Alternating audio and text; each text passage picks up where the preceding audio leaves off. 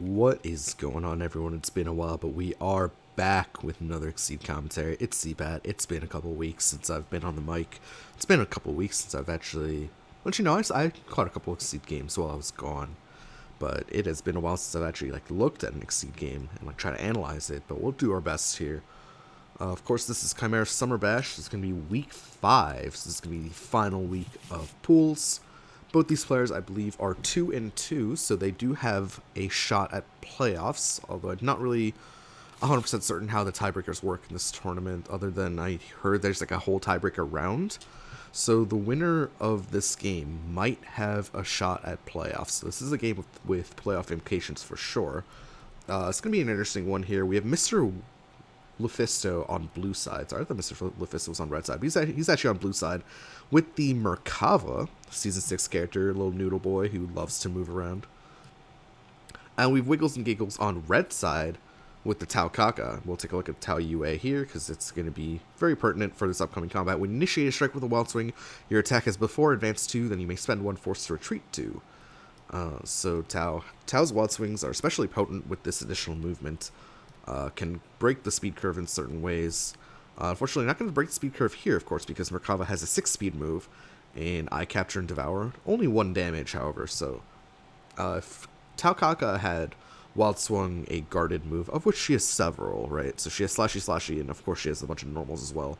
Or if Tau had Wild Swung a speed 6 move, which she has Cat Spirit 1 alongside Grasp and Cross, that would have turned out very bad for Merkava, but no, Merkava guesses the top card correctly, just hedges the bets correctly, and wins combat with the Eye Capture and Devour. Of course, only dealing 1 damage. Now we'll strike in turn. From range 1, Merkava has a couple interesting options here. That's one of the options that we're looking at here. It's a functioning mid-speed against a guarded option like Sweep, although it does lose to trade with Focus. But no, it's just going to be the Sweep initiated by Merkava. It's going to be responded to with the Grasp from Tau. So not the best trade from Tau here. Merkava off to an early lead. Merkava, however, does get pushed to the corner.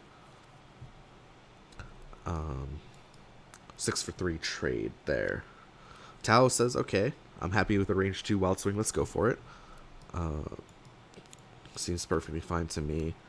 It's going to be the beat the blank out of you.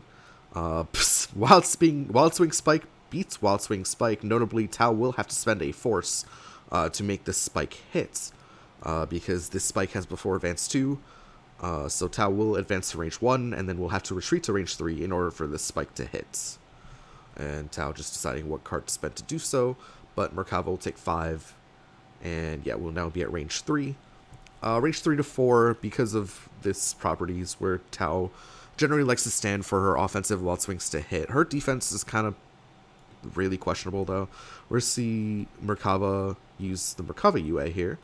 So we'll take a look at this. Choose Advance or Retreat. Reveal the top card of your deck. Advance or Retreat X, where X is the printed power of the card revealed. So Merkava will advance 6 after revealing the Ultra. We'll take a look at I Resentfully Rage here.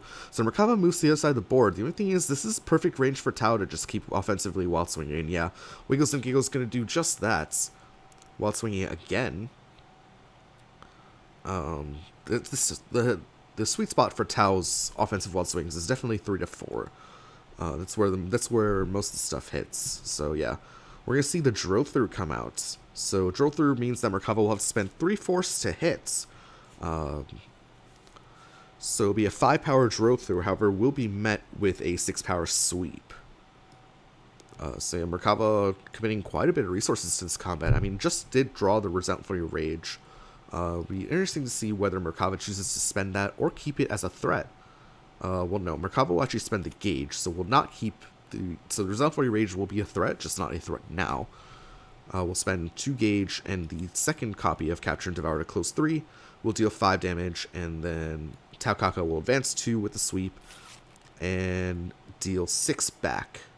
We'll yoink a card as well. Yoinks the Resentful Rage. Back to Merkava here. This matchup is actually looking pretty spicy, because Merkava has a lot of jank movement, but Tau can totally answer the jank movement just with wild swings, especially like that kind of situation where Merkava moved from range 3 just to range 4. I mean, got out of the corner, but basically went to the other side, right? Didn't really make a whole lot of difference. And we're going to see Merkava retreat 3, back to range 5. I'm assuming we're just going to see Tau Wild Swing again. Range 5 is not the best because range 5 means that only your range 3 options will hit as Tau with the Wild Swing, but I mean, still a lot of those do hit. We're actually just going to see the Cat Jump here boosted, advance 3, closing the distance, although this means that Tau Kaka's next offensive Wild Swing will force Tau into the corner. We're going to see Merkava advance 4, and now we're just going to see Tau initiate a Wild Swing, right? Like, there's no reason not to if you're Tau Kaka. We could see a prep, but no. The way WigglesNGiggles has been playing, he's been very much just always on the gas. Merkava Wild Swing in return. It's actually a block that Tau hits. That kind of sucks. This block does have advance 2 on it, so at least Tau can choose a range afterward of either 2 or 4. Looks like Tau just going to choose range 2, spends 1 gauge to take no damage. Kind of a bad Wild Swing there. Like, basically null beat that gave Merkava a gauge as well. Merkava now initiating a strike at range 2. We saw 1 cross drop, but second cross is still up. We're going to see Tau defensively Wild Swing now. That's going to be the second cross. We'll beat the grasp, dealing 3 damage to Tau here. Tau now at range 5 again, so offensive Wild Swings will only hit if they are range 3 moves. So like moves like, where's the Ultra here? This'll hit, Kitty Litter will hit, but all these other moves will miss, right? So Cat Spirit will miss, Double Paw will miss, Slashy will miss. You basically just have an Assault Dive Spike situation for normal stat hit as well. As well as Sweep, of course. Tau says, no, I'm gonna Wild Swing into it anyway. Range 5 options for Merkava that are...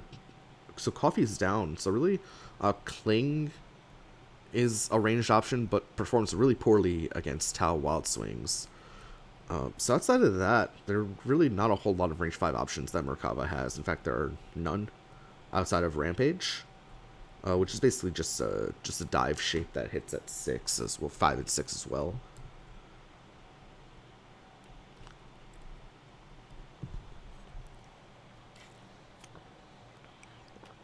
Okay, we're just gonna see the Wild Swing. Oh no! Wild Swing Spike. Second Spike for Tau Kaka. And this'll hit. And yeah, Cling, when you Wild Swing Cling, I mean, you don't place it face up on a space, so it doesn't actually do anything. Cling down from Merkava, although, I mean, like I said, with Tau's offensive movement, Cling not a great defensive card, although a really good offensive card, I must say. Anyway, Merkava initiating strike at range 3. This is basically Assault Dive Spike mix-up. Breathe Out is similar to that. So Breathe Out is a range 2 to 4 speed 5 option that will be returned to the top of deck. Breathe Out retreats 2. Tau actually preps instead of offensively Wild Swinging there. Both players are on lowish hand size, although Tau felt pretty comfortable doing so. Merkava actually just going to say, okay, I'm going to Wild Swing that I Breathe Out again. We'll take a look at the text on I Breathe Out here. After retreat 2, you may return this to the top of your deck. So it's like a recurring fireball, except it doesn't build you gauge. Of course, it's season 6, so season 6 characters don't really need gauge anyway. Tau actually Wild Swings the block. That's pretty decent. Tau will spend 1 force in the form of that spike from gauge to take no damage.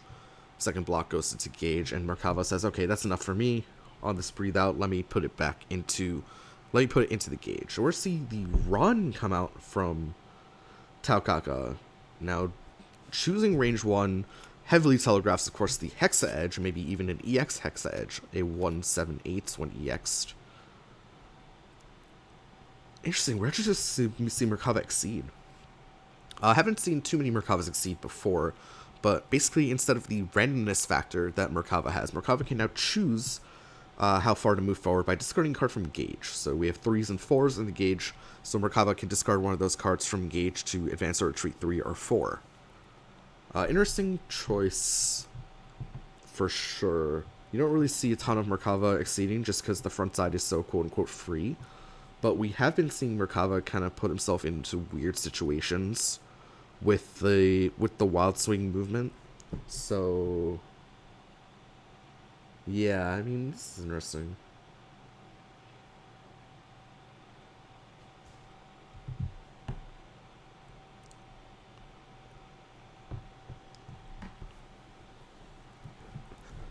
don't know, Tao at range 1 here has a billion gauge, so it's telegraphing the Hexa Edge. Now we'll strike, now boost, now I'm serious, now strike hitter, advanced retreat 3. This even screams more, although Hexa Edge does lose to Defile is the thing. And striking with only one card. I wonder if Merkava's gonna do the Eye Defile. No, it is the Hexa Edge, disrespecting the Eye Defile. Merkava instead chooses to play Focus. And yeah, this Meow I'm Serious will dodge the slows, which is what I was trying to say. And moreover, because the Hexa Edge gains advantage, Tao now in a perfect position to Wild Swing, especially into a Merkava with only 3 gauge, so that Eye Defile threat that we were just about to discuss here, 1 to 8 x8 will not work because it costs 4 gauge and Merkava only has 3. But yeah, we'll take a look at Hexa Edge here. 167. We're just to see Merkava prepare, or Tao Kaka prepare here. WigglesNGiggles early on in this kind of position was Wild Swing really aggressively, but now has decided to go for a more measured response with the prepare actions instead. I wonder why the shift has happened. Maybe because both players are now lowish on health, although maybe now would be the time to push the button for Tao, but maybe there are a lot of duds in here. Like, I think there's a Grasp left, and I think there's a Trick Edge left. So maybe Tao is not wanting to do so. Anyway, Merkava spends the Breathe Out for the UA to advance 3, now into Tao's Kaka's face. Obviously having the Fast Slow mix up with Defile and everything else. Although the Fast Slow mix up, I mean, it was way more potent when Hexa Edge was the threat, right? Like, now that Hexa Edge has hit, like, Tao has done the job, right, with the Hexa Edge.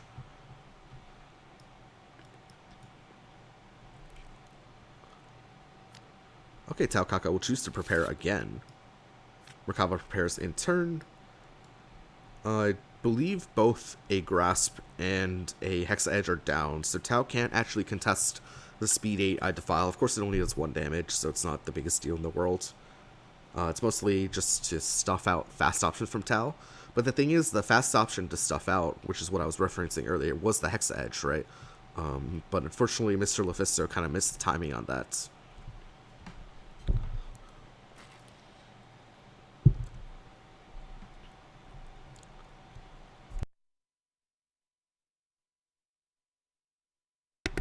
Apologies, I did get a little bit sick on my flight back. So we're going to see a reading come out here. No, we're not going to see a reading. We're actually just going to see the surprise boosted if the opponent's at range 1, retreat 2, and strike. Just like a strictly worse quick backdash that also costs a force. Sure. I believe that's a Wild Swing initiated from Tao Kaka. Wild Swing at range 3, everything hits. MrLephisto smartly checking the discard. I mean, there are only 11 options left, 12 options left. So it's important to know what the odds are of rolling a fast option or a slow option for Tao Kaka. Down in health as well. It's going to be a dive.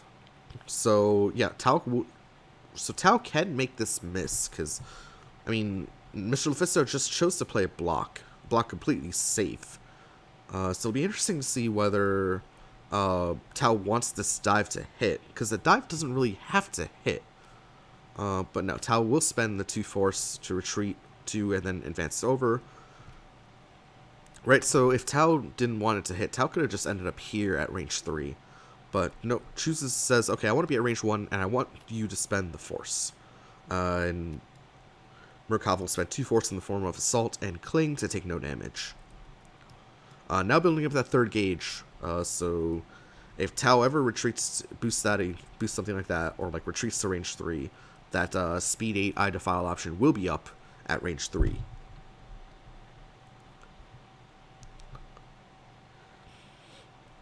Back to Merkava here. Yeah, I never realized that this was just a way worse quick backdash, because quick backdash is free and you can take another action, but not Tao Kaka. Tao Kaka's not blessed with that option. We're going to see the deflection +1 power, hit, gain armor equal to your power. Really, really good boost here. For trading, makes your fast trade with slows incredibly well. It's like a Grasp, for example, would gain 4 armor at speed 7. Very, very solid. Especially into a character like Tao that doesn't really have armor breaking options, especially with both spikes down. We're going to see Prepare, Prepare. Back to Tao here. But a super good boost into Tao Kaka, especially for that reason. See WigglesNGiggles, check his discard, maybe thinking of a reshuffle soon. Has 5 in hand, 5 in deck. So now would be pretty good timing to reshuffle, honestly. Especially you get that Astral back for the burst action next turn. Drop to a full hand of 7 at the end of his next turn, where he can also take another action. So depending on what's left in the deck, this would be a good time to reshuffle. And I wouldn't be surprised if that is the case. No, we're actually just going to see the tech come out here. So tech's the deflection. Back to Merkava here, who I believe does have a reading up. Reading, of course, in Season 6 is on dive, not focus. I don't think we've seen a dive yet. I think we saw 1 dive from Merkava discarded, but not 2 of them. So reading can be a possibility here for Merkava. And the Merkava really doesn't have... I guess the high damage threat with both Clings down for Merkava is either an Agitate or a Resentfully Rage. Merkava, not a character with high damage. Looks like we're going to see a Revert action, and then the Merkava frontside UA reveals an I Agitate to retreat 5 back to range 6, which is a little bit too far away from Tao Kaka to actually do anything. Tao will so basically, range 6 means that the only options that hit are range 4 options, and the only range 4 option that Tao Kaka has outside of Kitty Litter Special is Dive. Both copies of that being down. I believe there's 1 copy of Kitty Litter left. So Tao will probably have to move in at some point. Although Merkava doesn't really have anything that hits at range 6 either, so... I mean, this is maybe not the worst time to reshuffle anyway. We're in, like, relative neutral. I mean, Merkava has 1 copy of this, right? But it's the most telegraphed thing in the entire world.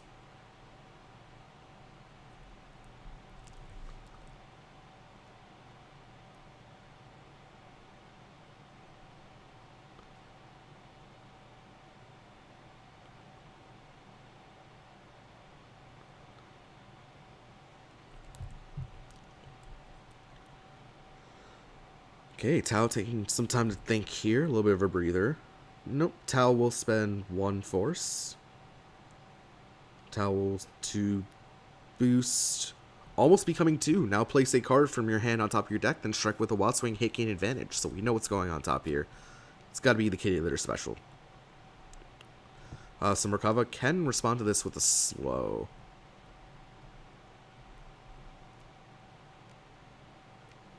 It's a sweep? Oh, what? What? It's a bait? I guess it's a bait. So we see the LOL in chat. We're going to see Mix Up now boosted for Merkava. We're close retreat 1, then strike, draw card after setting your strike.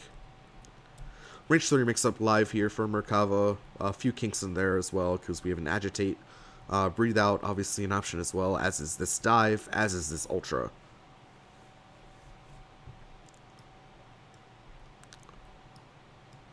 I guess it was a bait? I don't know, it just feels like a really, really expensive bait. You spent your Hexa Edge, you spent an additional force, and then you spent a card from your hand. You spent 3 cards from your hand, including a Hexa Edge, to do nothing. I don't know, just such a strange play. Maybe this was just like a mistake. Maybe Wiggles saw he was at range 5 instead of range 6. I don't know. Anyway, it is going to be the Resentfully Rage. It is going to be the Focus. The Focus does mitigate some damage here. Will only deal 4 damage. This I Resentfully Rage. The push will not happen, but Resentfully Rage can recur itself. Let's see if MrLephisto opts for that. He does opt for that option. Notably, he does not have 3 gauge to loop it. Right, so you can't go Resentfully Rage into Resentfully Rage because of the Focus, of course. because he doesn't have 6 gauge to loop it. Now we're going to see the reshuffle action come out from Taokaka. Really interesting decision there. I mean, reshuffle now makes sense, but I mean, now Merkaba has another additional turn to wallop you. Range 3 mix up again for Merkaba. Honestly, I don't know why. It just feels like a spike to me. It just feels like a mid speed. Maybe spike or dive. Could be wrong there though. Could be just going for a safe I breathe out. Or like an assault. Assault would be really good here. Assault gain advantage would be extremely good here for Merkaba. Because Tao is in a position of relative weakness until she bursts. That's the problem with Season 6 reshuffles. Is that your opponent has a turn to do something before you get the burst off. So you have a turn. If you can't spend the astral, you have a turn where you're literally doing nothing, right? Because you have a dead astral in your hand. See the on-curve kitty litter against the eye agitate. So yeah, actually going like functioning mid speed here. So it's gonna be the kitty litter, which will do 3 damage to Merkaba. Merkaba will then reveal the resentfully rage shells put on top and push 6, dealing 5 damage back. That kitty litter will hit. Tao now at range 7. That's not the place to be for Taokaka. Although not really the place to be for Merkaba either, to be fair. With both persistently clings down. That's the kind of long range option that Merkaba has outside of the coffee. Coffee, of course, being eye capture and devour. Anyway, we're gonna see the burst come out from Taokaka. Draw 2, seal this, take another action. Second action, prepare. Tao back up to a full set of cards. Superior boosted from Merkaba. I mean, you just kind of tech this. You just kind of poor man tech this, right? You're at range 7, nothing hits. We can actually see what options are up. Yeah, nothing hits at range 7, so you can just poor man's tech this if you're Tao. Although your poor man's tech can't be a wild swing because your wild swing's at before advance 2. But I mean, you can just strike with a card from your hand. You don't want to be dealing with this superior boost in the future. We'll take a look at superior here because I don't think we've taken a look at it yet. Your next attack is EX.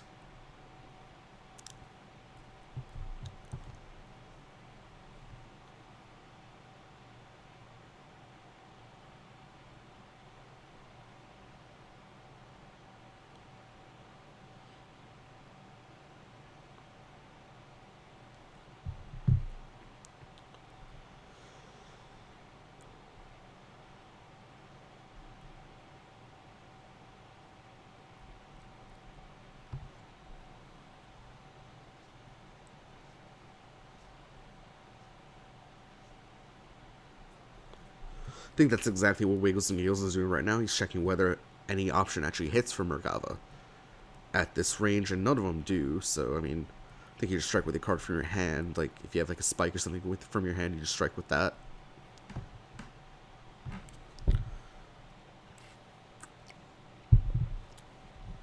Because Merkaba can just move in for free next turn, you definitely don't want to be dealing with the superior.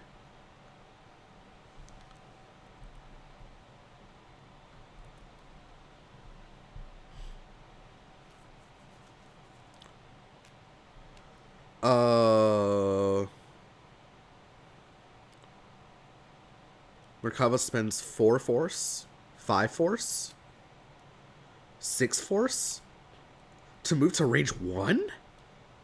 That is not the play I expected at all. That is a super expensive move action from Taokaka, spending all of the gauge to move to range 1 where we can now get hit by EX attacks. It's going to be the EX Grasp getting blocked by Tao. Just a really strange play to tech there. Tao now staring down the barrel of a speed 8 Eye Defile, right, which will hit because we have 4 gauge now from Merkaba. This is... Although Merkaba does only have 1 card in hand. It's like, I guess maybe Tao just taking the risk that, hey, I bet you don't have the Eye Defile in hand. Although it seems like a really risky risk to take. I don't know, felt like Tao could have just sat there for a little bit. Didn't really have to do that. We're going to see advance retreat 1, then strike. Advancing 1 and then striking. Range 2. Not a whole lot can kill here. MrLephisto wild swinging. It's a speed 3. We're striking with a speed 3 at 2 HP. The wild swing I breathe out will beat that. And Merkava takes game 1.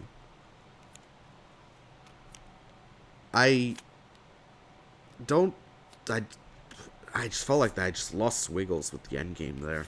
I was really happy with his early game decisions, even his mid game decisions. His decision to prepare in the mid game instead of offensively wild swing like he was doing in the early game. I liked a lot of those early game decisions, but the end game, I feel like he definitely lost me there a little bit. Just like moving into range 1 where nothing was gonna hit anyway, so the onus was on Merkava. And then like the range 6 sweep. I mean, I'm assuming that's just them like losing concentration and like not counting.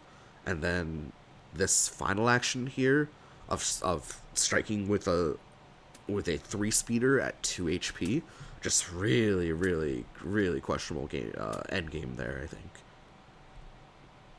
Anyway, MrLephisto takes game 1 with the Merkava, can no longer play Merkava for the rest of the set. We'll have to win game 2 or game 3 with either the Sagat or the Carmine. I believe WigglesNGiggles has a full 4-man roster of Sagat, Plague Knight, Tau, and Yuzuriha. So I believe we casted WigglesNGiggles in week 1 against Moriarty, and I think they brought out the Plague Knights. I think they brought out the Plague Knight and the Sagat, if I'm not mistaken. Those were the characters that won. So it'll be interesting to see whether they go back to that option. MrLephisto with the Carmine and the Sagat. I think they've been playing mostly Carmine and Merkava in the tournament, although I'm not 100% sure.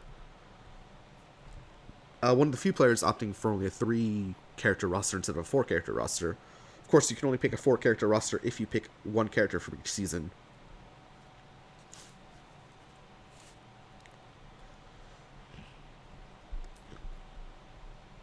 Hold on, folks. I will be right back.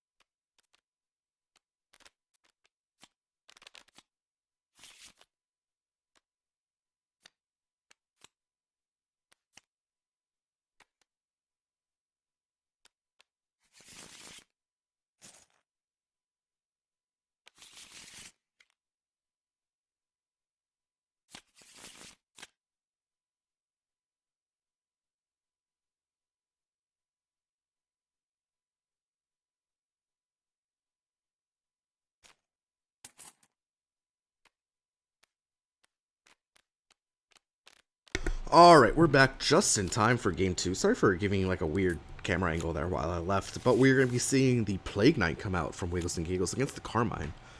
I think we actually casted this exact matchup before. I don't remember who's playing Plague Knight, but I do remember that the Plague Knight's early game was good. But then they kind of lost me with the mid game. I don't remember whose Plague Knight I was watching though.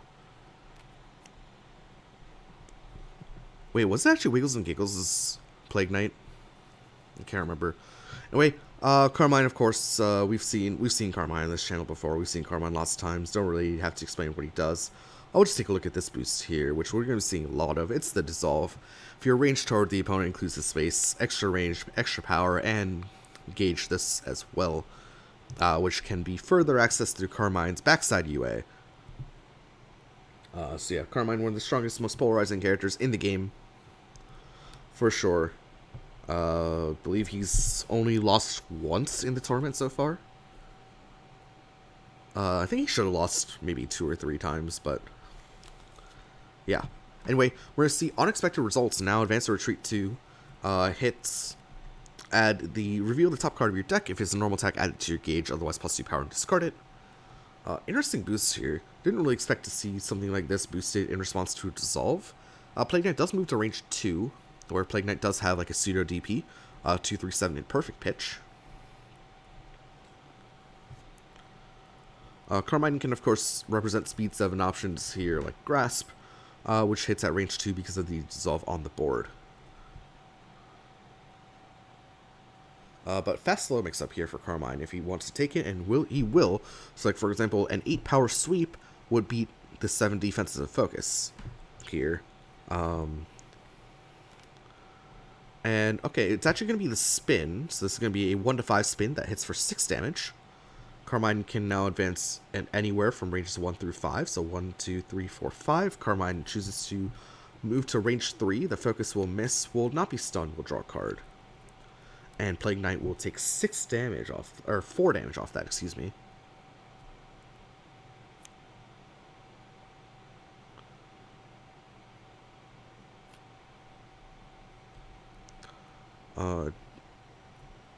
Yeah, okay, they've handled it.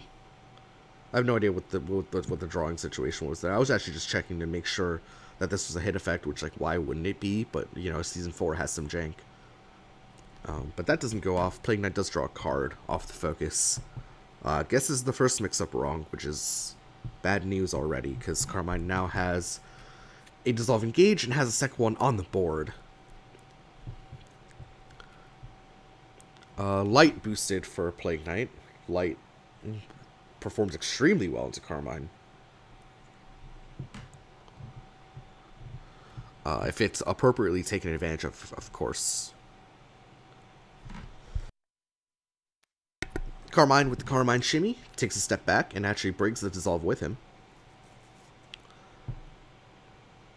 We'll take a look at this UA here. I guess it's the front side Carmine Shimmy. Maybe we should distinguish them. We're going to see Plague Knight spend 1 force in the form of the block to move to range 3. I don't know. I feel like I love parry and I love blocking. So that's interesting. We're seeing Carmine now shimmy forward. I don't know. What should we call if front side? I don't know, like the shimmy and shake. So maybe the front side's the shimmy and the back side's the shake. I don't know. Well, maybe if we remember, we'll see if it sticks. The shimmy and shake. Anyway, Carmine now with a +2 power. Plague Knight now with +4 speed, boosting the Serum Supernus. +2 power, +2 speed, +2 armor now strike, spending the sweep, the focus, and the spike. I'm shocked that he spends the spike. Okay, so this attack's gonna have before close 2 on it. +4 speed, +2 power. With before close 2 hit gain advantage. I'm actually shocked that it's not the spike that's being struck with here, because I feel like Carmine is just going to, yeah, try to block this. It is simply the Staff of Surging, which ignores guard, but not armor. The opponent will not be stunned. This is going to be just a 4 power Staff of Surging. And, yeah, Carmine off to an insanely good start here. I mean, Plague hits, at least, so we'll get to draw 2 off the prepare. Off the advantage, excuse me. But I mean, spending a Serum Supernus that early and getting no value out of it, just because Spike was not represented in the mix-up, and we're gonna see Carmine strike again. Of course, the Dissolve stayed on the board because it's a trap boost. This is a +2 power strike, probably gonna be a slow. Now that one Staff Surging is down, and yeah, it is the slow. It's actually gonna be the Pulverize. The Pulverize will only do 6 damage. We'll only do 6 damage. We'll do 6 damage. We'll push. Well, actually, the Giant Bomb will hit first. Excuse me. So the Giant Bomb will hit first. 6 power will not stun the Pulverize. Carmine will take 4 damage. And then Plague Knight actually chooses to cross over. So the Dissolve does not go off. We'll stay on the board, however, because Carmine's not stunned. Plague Knight will prepare, and Carmine will shimmy back. Bring that Dissolve up. Back to Plague Knight here. Plague Knight will prepare again. Carmine will shimmy back, bringing the Dissolve with him. Dissolve will get teched. Surely Carmine has drawn a 3rd one by now, but Yeah, I guess that's another aspect of the matchup that kind of sucks. Sometimes Plague Knight likes to attach. We'll actually look at Plague Knight's UA real quick. So basically, you add before, hit, and after triggers on the discarded card to your attack. Plague Knight loves attaching dive to things, but dives really need to be used as techs into Carmine. We're going to see Carmine surely just shimmy back, bring itself forward in response to the run.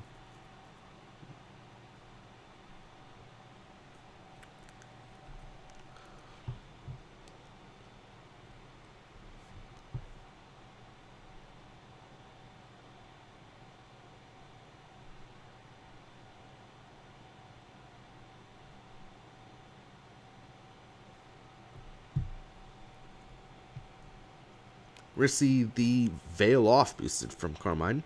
Exceed and add this to your gauge. Focus, not a super important card for Carmine, where all of his cards are slow, right? He's got 3 different slows, so Focus not the most important card in Carmine's arsenal. Totally okay to be spending that. Now we can recur Dissolves from Gauge with backside Carmine. Back to Plague here.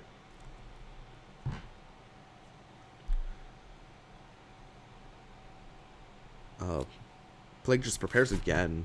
Notably, not only did Plague spend a Serum Superiorness, but Plague also spent a Berserker's Brew, which is another really good option into Carmine. Try to attempt to pop the guard. Pop the defenses that Carmine can threaten. And I believe that's how a Plague Knight would win this matchup, but nope, not. 2 of those have been spent already. 2 left in the deck, although Plague Knight has gone through a lot of his deck. He only has 9 cards left in his deck, with 7 in hand. The way Carmine does the Carmine Shake, steps across Plague Knight, and takes a Dissolve and puts it at range 1. Plague Knight will now spend the second run to move to range 2 on the other side. Carmine cannot shimmy yet, will revert to shimmy. The Carmine Shimmy and Shake, I guess is what we'll be calling it. And the shimmy will bring 1 Dissolve forward, 1 Dissolve, like, call it, in kind of a weird, awkward place for Carmine, but the second one in play. Now we're going to see a reading come out here from Plague Knight. Carmine has 7 in hand, 14 in deck. Grasp red successfully.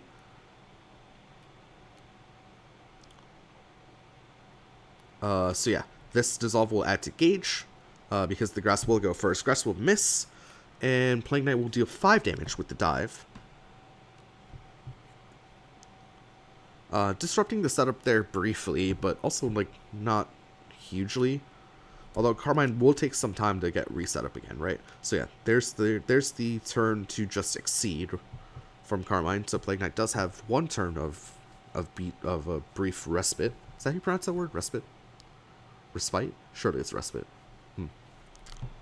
Back to Plague here.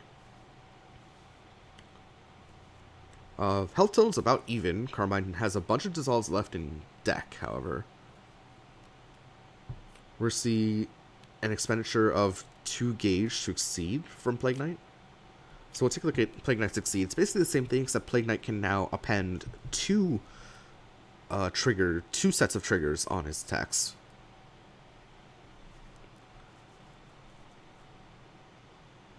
Very, very, very, very good.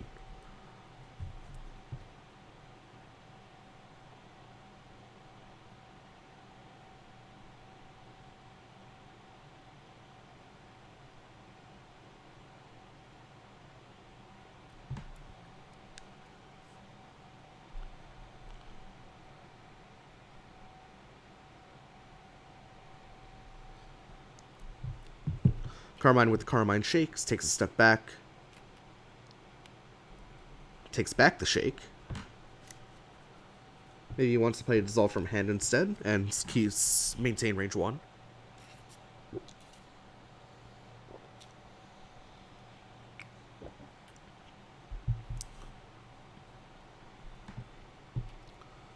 Nope. Carmine spends the Air Dash in order to retreat 3, build some space between himself and Plague Knight. Plague Knight, of course, only really has 1 option at long range without Gauge, and that's the long pitch. Especially with both dives down. Notably, Plague Knight can tack on an Assault to add before close 2 to his attack. So we could see something like a Serum Superiorness, drop a bunch of force, play a spike with before close 2 on it. Instead, we're just going to see the tonic boosted. Copy a hit effect on your attack. Interesting. This now threatens a 7 damage long pitch for 3 force.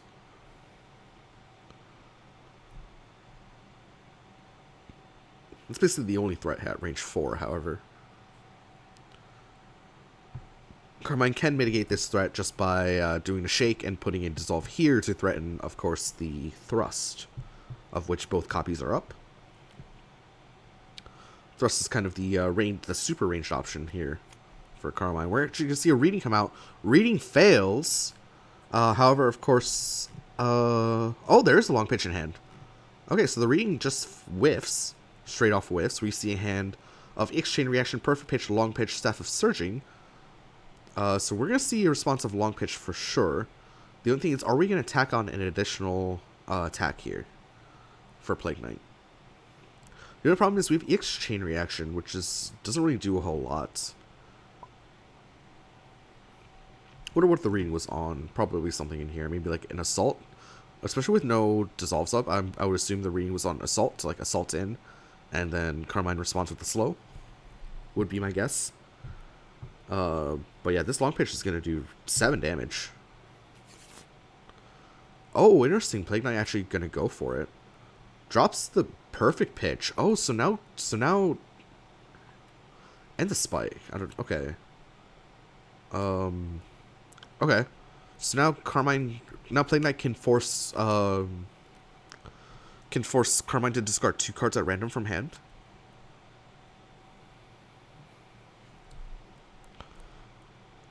And yeah, it is the slow. Actually can't get stunned, funnily enough. But, I mean, still fine. So Plague Knight will first have to validate. So yeah, I mean, Plague Knight, a little bit unfortunate to not discard a chain reaction there. I mean, that's obviously what Plague Knight was going for, right? Especially because Plague Knight's going to be discarding a bunch of force here. So we'll spend a chain reaction as force to validate the long pitch. And has 2 hit triggers. Has the hit trigger of long pitch. Can spend 1 force for +2 power. Or actually has 3 hit triggers, excuse me. Has this hit trigger. Has this hit trigger to refill. And then has this hit trigger in order to either refill even more and force a second discard or to deal additional damage.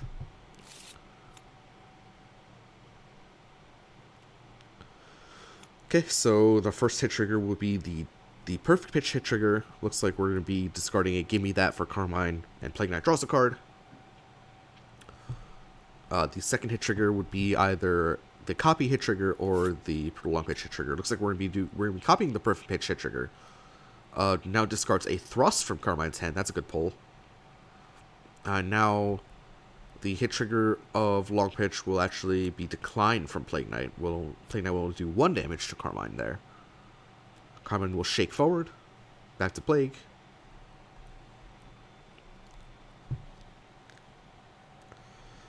Of course, Carmine's kit does include a DP. Which becomes an I with 1 dissolve down. So 1 to 3, 4, 7. Not a bad shape at all for 1 gauge. That's a big threat that Plague Knight has to watch out for. Especially with both spikes down. The funny play is calling out a twist with a spike, and that performs pretty well. But both spikes down for Plague at this juncture. Not enough gauge for like a Castle Crasher or like a triple dose or anything like that to call out a twist.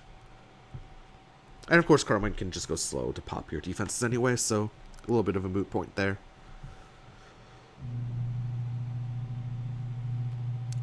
We'll see the Bomb Burst come out here from Plague. Advance to Retreat 3. Plague will cross over, take short side of board, but advance 3.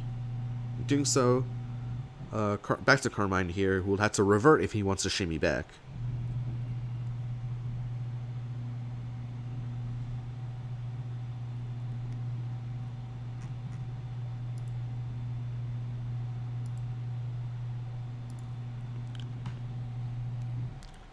And looks like Carmine going to do exactly that.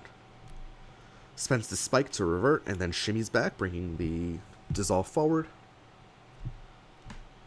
Back to Plague here. Sitting at range 2. So like can match speed, although not anymore with both copies of Perfect Pitch down. Plague actually has a pretty predictable handed deck comp left. It's just one of Plague's things, right? Is that Plague goes through his deck really quickly. It's really, really good acceleration, but that also means that he reaches the point of, oh, I know exactly what's in your hand way quicker. But Plague spends 1 force in the form of the Assault to move to range 1. It's interesting. I would have expected Assault to be tacked onto an attack, but not in that case. Carmine says, okay, I'm happy with my position. I'm just going to prepare. We've only seen 2 dissolves come out from Carmine. Maybe they're all stuck in here. And Plague says, okay, I'm going to take this time to reshuffle. I expect to see a dissolve come out. What? Carmine reshuffles? I just feel like we haven't seen anything come out from Carmine. Like, I feel like there are a lot of options left from Carmine. Maybe they're just all in the hand, and Carmine doesn't want to put them on the board. But I did not expect a Carmine reshuffle that early. Especially because we've only seen 2 dissolves come out. We've only seen 1 thrust come out. And yeah, I don't know. That's a really early reshuffle there. I guess it's good in terms of unpredictability. So we just see Plague Knight initiate a card. I believe that's the card that Plague Knight just drew off the top of his deck, because Plague Knight did not shuffle the hand. Always shuffle your hand, folks, when you're playing tournament, because I believe we know that this is the top deck. So not one of the remaining 6 options. It's a sweep and it's a block. So 6 damage sweep will yoink a card. Yoinks the twist. Maybe all the dissolves are just in Carmine's hand. Carmine will spend 2 force to not take any damage. Notably, that is both blocks down for Carmine. So Tech Hit not an option against the likes of Light and Fierce. Back to Carmine here. Carmine shimmies backward, bringing the dissolve with him. I don't know, it just feels... Is Carmine just not willing to put down more than 1 dissolve on the board right now? Is that what the situation is? I don't really know. Because I'm assuming Carmine's hand has a bunch of dissolves in it. We just saw a twist drop from the hand. We saw Carmine take an early reshuffle, as Carmine will shuffle back, bringing the dissolve with him again.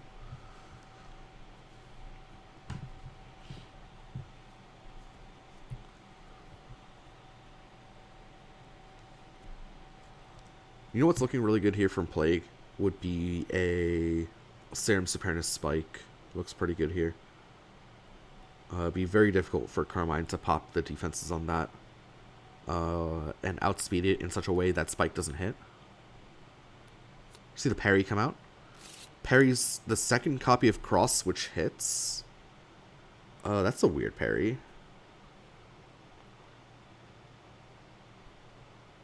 But, I mean... It's a weird parry because we just saw Carmine only had 1 cross left in the deck. Is this like a player-specific parry? I don't know. Maybe these guys have played each other, and I have no idea what that parry is. But, I mean, it hit, so... I mean... Well done. Because it hit. We're going to see Carmine place a second dissolve on the board now, finally. Plague Knight has been doing a lot of non-strike actions, so it's been pretty shocking to see Carmine work with so few dissolves.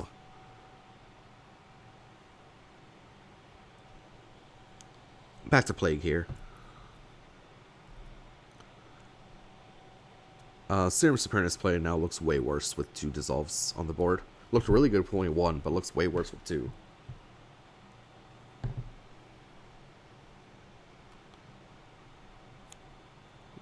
Okay, we're going to see the Bomb Burst boosted for Plague Knight to crossover Carmine. Really liking this, really liking the amount of movement that Plague Knight is using here. Forcing Carmine to just shimmy a lot, not really do a whole lot with the dissolves on the board. Even if Carmine chooses to shimmy here, 1 dissolve will be caught behind Carmine.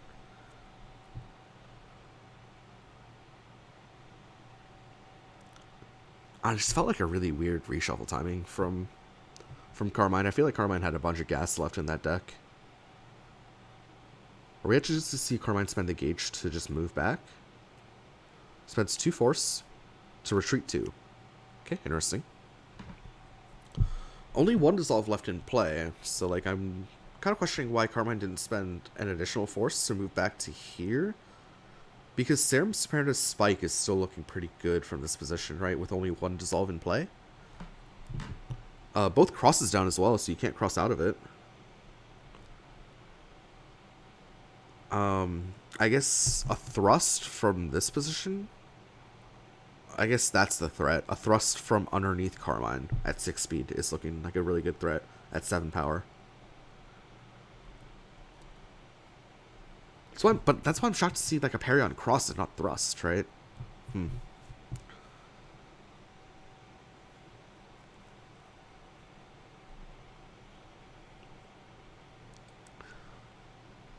But yeah, this is the main threat here that we're looking at. A 7 power thrust at speed 6 that hits from underneath Carmine and extends all the way out to Plague Knight from here. But then you can just like Serum Supernus Assault it, right? Serum Supernus Assault at speed 7.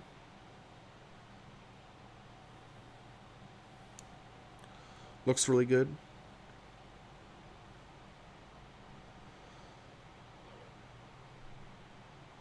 Maybe that's just not an option that's available to WigglesNGiggles, though. That's just me kind of spitballing how I would try to win the game if I'm Plague Knight from this position.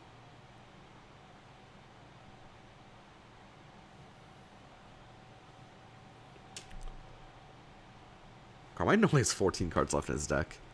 I don't think this is a game going to deck out, but I mean, both health totals are at 20 or above, with this few cards left post-reshuffle.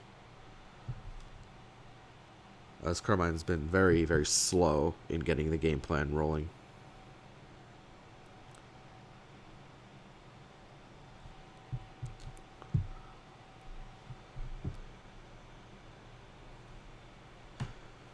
Okay, Plague Knight looking to play that 3rd card. Sets it back. Shuffles the hand. Good kudos. Maybe Plague Knight did shuffle the hand. I just missed it. Actually, no. Confirmed not shuffle the hand because both sweeps were down before the reshuffle. But shuffles the hand. Love to see it. Prepare discard. This is a lot of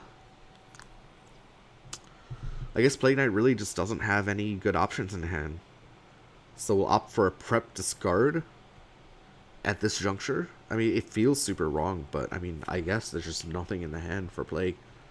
No gas, no Serum Supernus, no nothing. We're going to see the mix-up come out from Carmine. Retreats 1 and then strikes with 2 dissolves in front. So it's going to be +2 maximum range, +4 power. Not a bad looking strike at all. Plague with the Wild Swing, that can't be good. That's almost assuredly going to lose. It's an assault that ducks in and then gets hit for 10. Yeah, a lot of dilly-dallying there from Plague Knight. Not really sure what the plan was, but I'm assuming, like, okay, so like there's a parry that happened that was like a really low impact parry, and then just like a lot of dilly-dallying from like the position change was really good. Like I think crossing over was amazing. It was very good for Plague Knight. Really good decision there. But then like prepping at 6 cards, like really the hand was really that bad. I'm assuming there's just no ultras in the hand of Plague Knight, which kind of sucks. That's like really bad, but it's just unfortunate that Plague Knight wasn't able to get the timing right. At least Plague Knight will get another turn here because Carmine probably has to exceed to get these dissolves back into play. But yeah, just a little bit not high impact enough for Plague. A little bit high impact and not high impact enough. That's good English. Yeah. Not high impact enough for Plague. And eats a 10 damage sweep for it.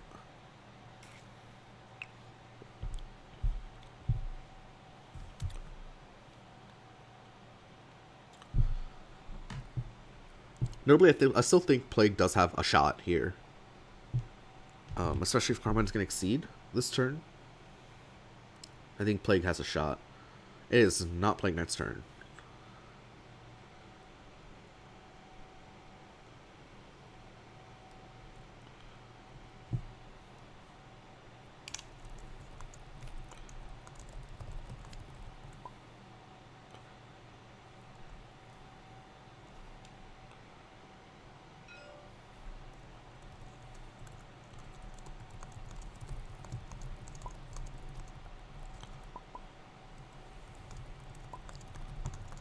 Oh, okay, I thought Plague Knight had taken a turn after that. But no. We're going to see the Berserker's Brood come out, now spend up to 3 force, then strike. Sorry, I thought Plague Knight took a turn while I was talking, but I guess not. No, okay, this is good then. So we have a +3 power, now strike. Tacking on a dive and a chain reaction. So before advance 3, we know Plague Knight's going to end up here. So the Telegraph is like a perfect pitch here. With +3 power. Instead, we're going for an Assault, which just barely does pop the 6 defenses of Gimme That. Of course, Carmine playing Gimme That just to try to mitigate some damage. And Plague Knight will refill, deal 4 damage after armor. Spends both copies of the Berserker's Brew to do so, however. So, only 2 Serum Supernus left for burst damage left in Plague Knight's deck. Yeah, sorry, I got a little bit confused there. I thought Plague Knight had taken a turn after the mix-up turn, but I guess not. Anyway, with advantage, Plague Knight will just prepare. Carmine will now exceed. So Plague Knight does have 1 turn to do something without any dissolves on the board.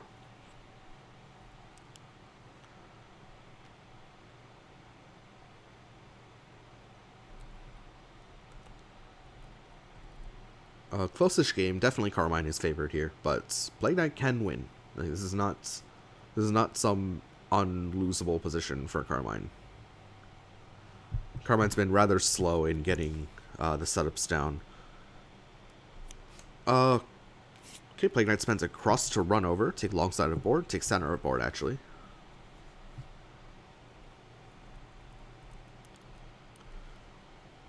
Carmine will shake forward, bring a dissolve at range 1 underneath Plague.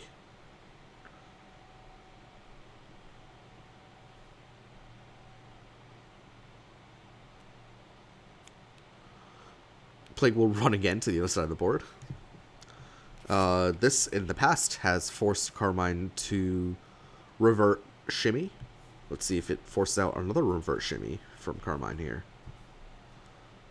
The reverse shimmies have felt like a bit of a trap, though, honestly.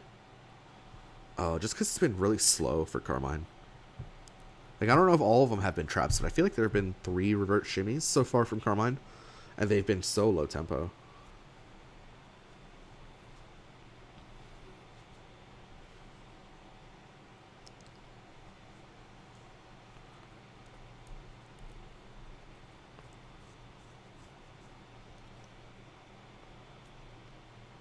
Okay, Carmine instead shakes forward and puts a dissolve right underneath.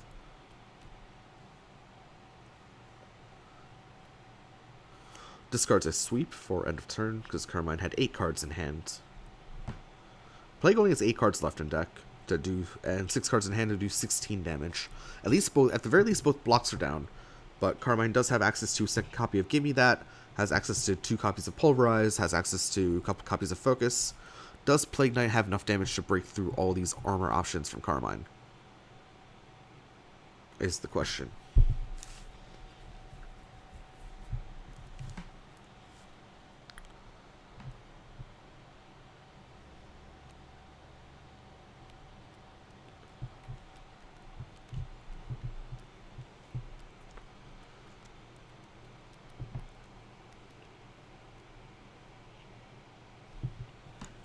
Yeah, I thought Plague Knight had a little bit more gas left in the deck than he actually does.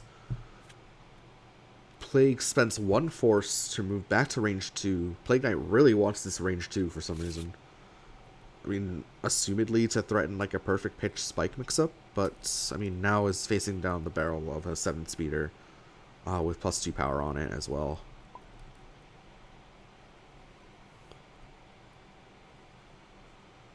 Found him? What? I don't know what's going on in the chat there. Whatever. Oh, Waldo. Nice. Nice find. I always find Waldo at the most inopportune times. I don't like it. He's always like right next to my hands. Whenever I'm playing casuals.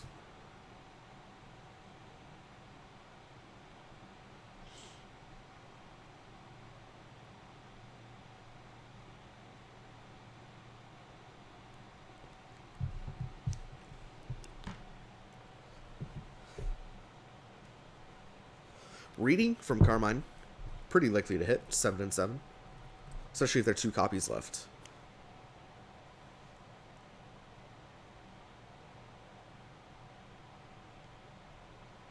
Reading hits on the spike as well. That's a really high impact reading.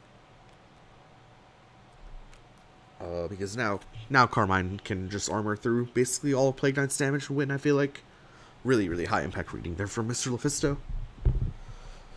Only 5 damage. Puts Plague Knight back on the correct side of the board with the dissolve already on it. Plague Knight really spending just a lot of energy and resources moving to range 2 there, maybe even too much. I was complimenting the movement earlier, but especially that last move action just felt really, really just slow tempo. You can't be spending that many turns doing nothing against Carmine. Like, I understand the ones where you cross over and kind of ruin the setup, especially when they're 2 dissolves up, but then just like too much of that, I feel like, coming out from WigglesNGiggles the second game. I liked it somewhat, but now I'm going to take it back. Now that I've seen things happen, so we see a little bit of a deal action going on there. Whatever.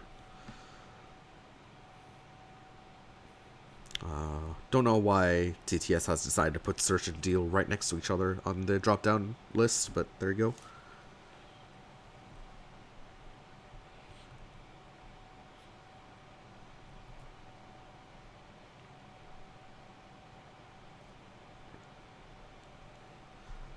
Both players now taking a bit of time to look at each other's discards. Carmine with 5 in hand, 10 in deck. Plague with 6 in hand, 7 in deck.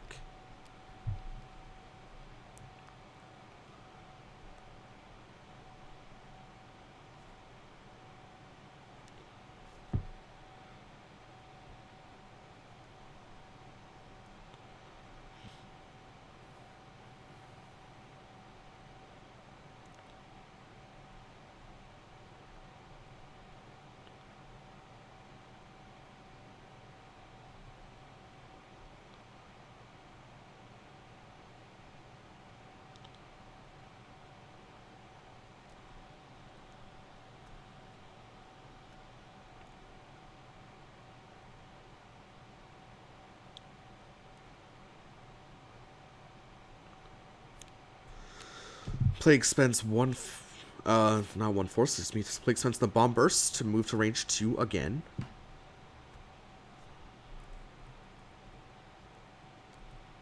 Taking corner.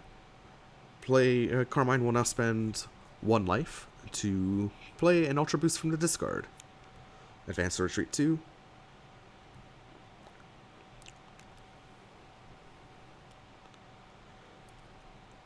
So, yep. Carmine will place a dissolve at range 2 and step back to range 4. And yeah, range 4, not the place to be if you're Plague Knight. Not the place to be. I'm like even questioning whether Plague Knight has enough damage left in the deck to deal with all of the potential armor that Carmine can throw. At the very least, both blocks are down, so that's a bit of solace. But I'm not really sure if Plague Knight can... Like, the Carmine feels super favored in this position. Obviously, you can just kind of see that with the health totals, but just with the amount of gas left in Plague Knight's deck, just might not be enough to break through Carmine's defenses.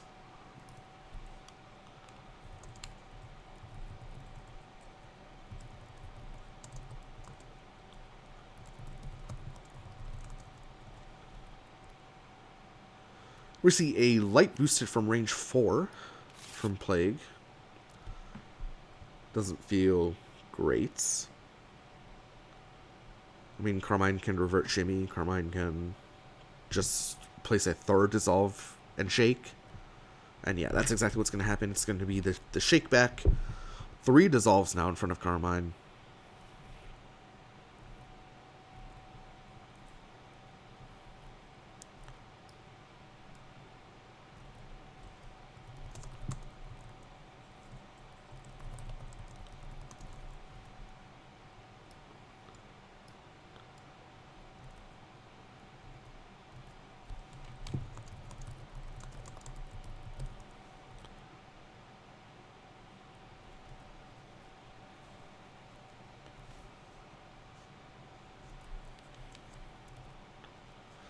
Reading coming out here from from Plague Knight. It's an EX long pitch. Reading hits, but this isn't Whoa. Oh, there's a light in play. Okay, there's a light in play. Okay, cool. It's like, what's going on? Okay, no, there's a light in play. Okay, so it's Castle Crasher speed 6, hits for 8 power, ignoring armor. And yeah, good reading there from Plague Knight. I was like, well, I just got I got a TM and I was just like out of it for a second. But no, okay, good play. Carmine Plague Knight definitely needed that kind of play to happen, and is now back in the game. So I was actually questioning whether there would be enough damage left in Plague Knight's deck, but I guess I just completely forgot that this ignore armor option was a thing. 8 power, not bad at all. We'll see the second copy of Rain Blood come out. Notably, I believe like 4 dissolves are down in the discard or something like that for Carmine. Carmine places a dissolve here, threatening the thrust, of course. Carmine now strikes with, the most obvious thrust in the world. Gets blocked. Okay. 5 power thrust incoming. Plague Knight spends 1 force to take 1 damage. Plague Knight has to move in because there's only 6 cards left in the deck of Plague Knight. So can Carmine deck Plague Knight out here? I guess is the question. That's Castle Crasher was good damage, but that also means that both Serum Supernus's are down. I wonder, was there ever a world where Plague Knight was supposed to strike with only 1 Castle Crasher and then save the second one for Serum Supernus? Did Plague Knight even have enough gas in the deck to do that? Like, it just feels like Plague Knight just like ran out of resources towards the end, or is like running out of resources. I guess hasn't run out yet, but yeah, Plague Knight has to spend force to move in. Yeah, spends 2 force to move in. 4 cards left for Plague Knight to deal 6 damage. This is crunch time here for sure. Oh no, the Blood Spike moving on top of the dissolve was not the answer. Because now we'll get pushed back and now has to deal with another action. That second action will be placing another dissolve down, and yeah, this is almost assuredly done for Plague Knight. It was a good effort from Plague Knight, but I just felt like especially now, hindsight's 2020, right? It's a little bit too much dilly-dallying, just a little bit too much.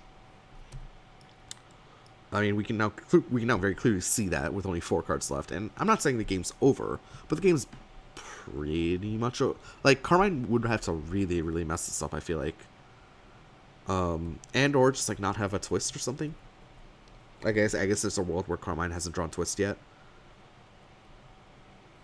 But I don't know if Plague Knight can deal 6 damage. Like 6 reliable damage, you know?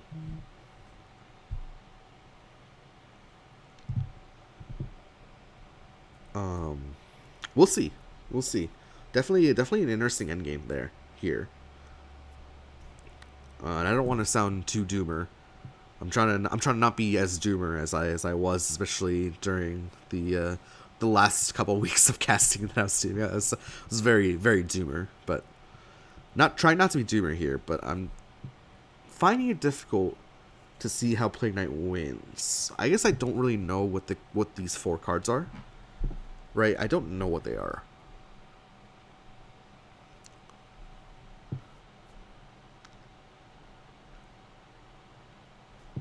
So yeah, there's a shot, but it feels like an outside shot, because there's no way Plague Knight can strike here, right? Because he's just gonna get popped by a twist. So Plague Knight cannot strike here. And it just feels like Carmine can just like, okay, if Plague Knight moves like here, like Plague Knight moves anywhere, there's just a twist coming. Right? There's just a twist coming, and there's no way Plague Knight can deal with this card. It's a 1-4 at 7 speed. The only way Plague Knight can deal with it is if he initiates with its speed 7.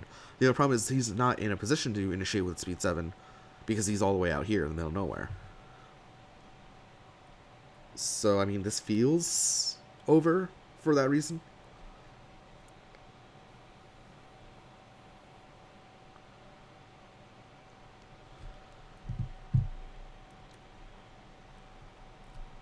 I don't know. We'll see. We'll see. What 4 cards are left for Plague? Wild Swing from Plague. Pulls a Spike. That's worthless. Pulls the Long Pitch. Also worthless. Twist comes out. And that's game. Yeah. Especially this hand. It's just so dead to Twist. Yeah. MrLephisto taking the set 2-0. Sorry, that was a little jarring. Yeah, MrLephisto taking the set 2-0. Tau losing to the Merkaba, and of course Plague Knight losing to the Carmine. MrLephisto will now be 3-2 for the pools. So we'll have a shot at making playoffs, I think, depending on how the tiebreaker situation works. I don't really know. And yeah, that last card's chain reaction, yeah, nothing in there was being twist. Plague Knight just running out of resources there a little bit at the end. A little bit unfortunate. Maybe with a little bit less dilly-dallying, things could have gone differently. But I think overall, especially with that Ace Castle Crasher, made things look a lot closer towards the end there. Just Plague Knight just running just a little bit short as far as resources are concerned.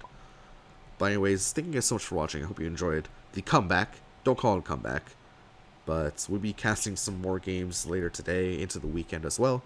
If you enjoyed the content, feel free to hit the like, hit the follow, hit the subscribe. Feel free to leave a comment as well.